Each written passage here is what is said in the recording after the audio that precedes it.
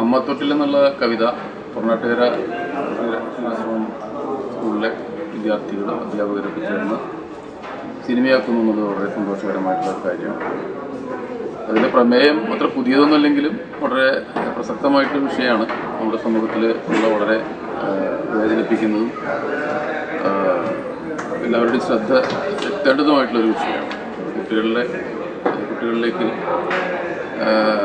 Cinema രൂപത്തിൽ ചെല്ലുമ്പോൾ കുറേ കൂടി അത് ആഴത്തിൽ അവരുടെ മനസ്സിൽ പതിയാൻ സാധിക്കും. നല്ല രീതിയിൽ അത് സിനിമയായിട്ട് വരട്ടെ എന്ന് ആശംസിക്കുന്നു. അതുപോലെ ആ കവിത ഒരു സിനിമയാകുന്നതിൽ എനിക്കുള്ള സന്തോഷം ഞാൻ സാധിക്കും.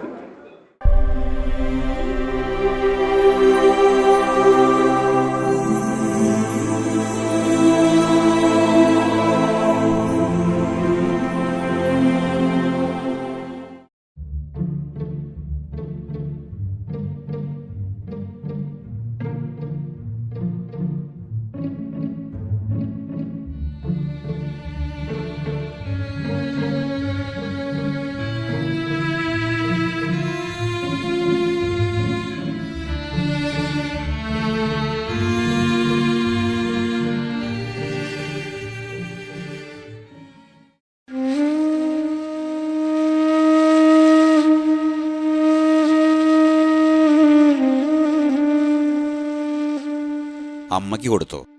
ആ, അവിടെ കൊടുത്തിട്ടുണ്ട്.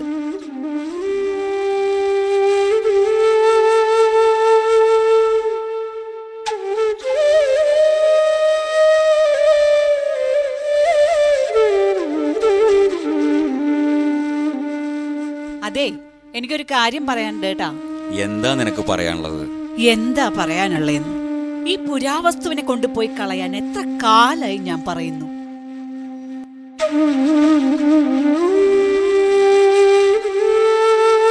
അമ്മേ, അമ്മേ,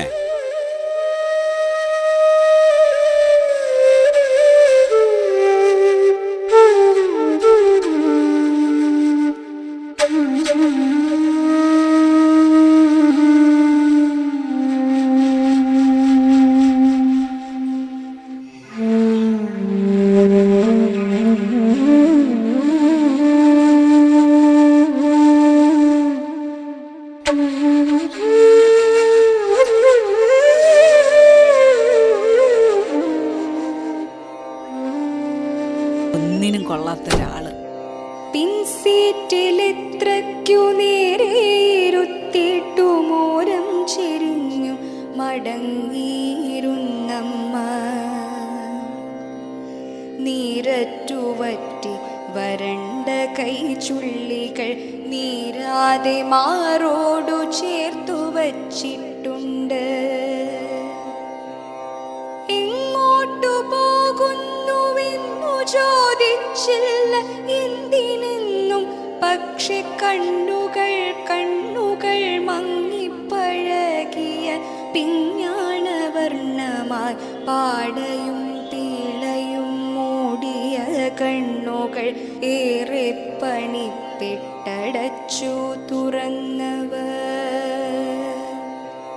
ഇപ്പോൾ വിജനമായി തെരുവീഥികൾ. ആകാശഗോപുരങ്ങൾക്കു താഴത്തവർ നാളേക്കു വേണ്ടി ഉറങ്ങാൻ ശ്രമിക്കുന്നു. ഇപ്പെരുമാളിന്റെ തൊട്ടടുത്തായിട്ടിറക്കിയാലെന്നോർത്തു. പെറ്റു കിടക്കും തെരുവു പട്ടിക്കെന്തൊരോറ്റം. കുരച്ചത് ചാടിക്കുതിക്കുന്നു. ജില്ലാശുപത്രിക്കരികിലൊരേയൊരു രാക്കട മാത്രം ഉറക്കച്ചടവുമാ. പക്ഷെ പടികളിലെന്തോ തടഞ്ഞുപോയി. പണ്ട് പനിച്ചതും അമ്മയെടുത്തുകൊണ്ടപ്പടി ഓരോന്നു കേറിക്കിതച്ചതും.